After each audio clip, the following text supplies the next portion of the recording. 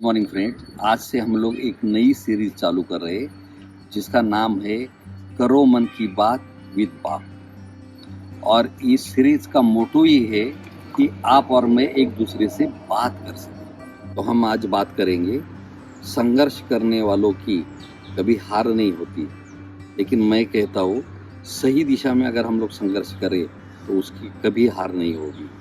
तो चलो इसी टॉपिक पे मैं आपको एक आज कहानी सुनाता हूँ। नमस्कार, मैं हूँ अनिल राजगुरु, बाप फ्रॉम बाप बेटी फार्म। और मैं बताता हूँ कि मेरा जन्म 60 की दशक में हुआ और इससे मैं सर्वसामान्य फैमिली में मेरा जन्म हुआ। मेरे जो पिताजी थे वो स्कूल में हेडमास्टर थे और हम लोग 4 बहनें और 2 भाई, इतना हमारा परिवार था। और हम लोग एक चाली में छोटी सी रूम में रहा करते थे, जिस रूम में इतने लोगों को रहने के लिए भी जगह नहीं पूरती थी।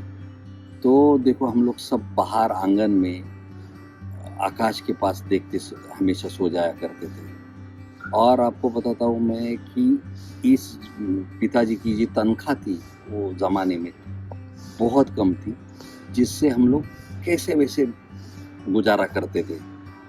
तो इसी तरह से मेरे दिमाग में ये आया कि हमको ये जो ज़िंदगी है हमारे बच्चों के लिए अच्छी ज़िंदगी होनी चाहिए।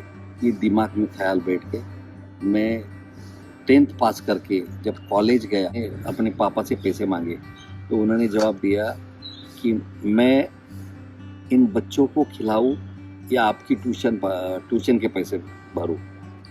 तो इस चीज़ से मुझे दिल में एक है कि मैं अगर कोई खुशहाल परिवार में पैदा होता तो मेरा आसानी से पढ़ाई बहुत अच्छी हो जाती थी और मैं अपने बच्चों के लिए अच्छी पढ़ाई के लिए खूब मेहनत करूँगा, अच्छी दिशा में मेहनत करूँगा। ये सोच के मैं अपने लिए जॉब ढूंढना चालू कर दिया। तो मुझे ऐसी एक कॉरपोरेट कंपनी में, अच्छी कंपनी में जो नामांकित है, उस कंपनी में जॉब मिली।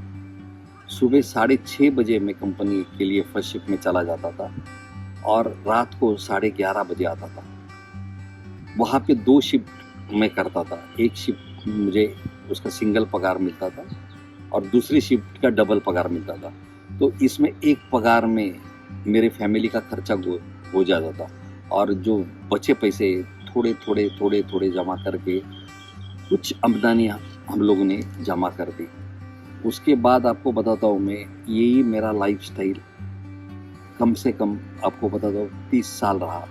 जो मैंने 60 साल की सर्विस जो होती है लोगों की, वो 30 साल में ही पूरी कर दी। और आपको बताता हूँ मैं, ये सब काम करने में मुझे सबसे ज़्यादा अगर सहयोग किसी का मिला तो मेरी पत्नी का था, जिन्होंने मुझे अपने बच्चों को कभी भी पापा की कमी महसूस होने नहीं दी कि वो नहीं है। वो उनके लिए अच्छी ट्यूशन चूज करती थी, उनके स्कूल में जाके उनका रिकॉर्ड चेक करती थी कि उनको मार्क्स कैसे मिल रहे हैं, उनका बिहेव कैसा है। कुछ बच्चों से बातचीत करके वो घर का माहौल हमेशा खुश और हैप्पी रखती थी। और उसके सहयोग से आज मेरे तीनों भी बच्चे आज डबल ग्रेजुएट होके बहुत अच्छी तरह से अपने अपने पोस्ट पे लग गए। और आपको पता ही है कि मेरी जो सबसे छोटी प्यारी बेटी है, जिसके सहयोग से मैंने ये जो बाप बेटी फार्म हम दोनों ने चालू किया और आज बहुत अच्छा बढ़ रहा है, जिसको 4 साल हो चुके हैं। इसी तरह मेरी छोटी छोटी जो इन्वेस्टमेंट है कि मेरे बीवी ने खुद सिलाई मशीन लेके बहुत सारे कपड़े सिलाया करती थी, तो उसी पैसे से हम लोग एक पैसे से घर चलाते थे और जितना एक्स्ट्रा आमदनी हमारा होता था ओवर टाइम और इसका पैसा वो पीछे रख के, जब वही पैसा बहुत सारे दिन जमा होते जाएगा तो एक बड़ी पूंजी चली हो जाती है। और उसी से हम लोग एक फ्लैट ले लिए, फिर दूसरा फ्लैट ले लिए और ऐसे करते करते आज हम बहुत अच्छी ज़िंदगी जी रहे हैं। जो मेरी वाइफ और मैंने मेहनत की, उसका फल आज भगवान ने हमको दिया है। तो यही मैसेज मैं आप जो यंग जनरेशन है, जो भी मेहनत करना चाहते वो सभी लोगों को देना चाहता हूँ। तो अभी आप जो काम कर रहे हो उस काम से आपको खुशी मिल रही है और खुशी के साथ उतने पैसे भी मिल रहे हैं क्या? हाँ, नहीं तो हमारा रास्ता भटक गया है। तो आपका सही रास्ता तलाशो और आप उसी रास्ते से जाओ जिससे आपको खुशी मिलती है और आप पैसे भी कमाते हो। तो उसके लिए आप में आपका कैपेबिलिटी, आप में भगवान ने जो कुछ अच्छे गुण दिए होते उस गुण को समझो और उसी का ही प्रयोग करके आप बहुत अच्छी ज़िंदगी जी सकते हो। तो चलो, मैं आपका ज़्यादा वक्त नहीं लेना चाहूँगा। जाते जाते इतना कहता हूँ कि ज़िंदगी के जवाब हर एक के पास नहीं होते, लेकिन बात करने से मन हल्का हो जाता है।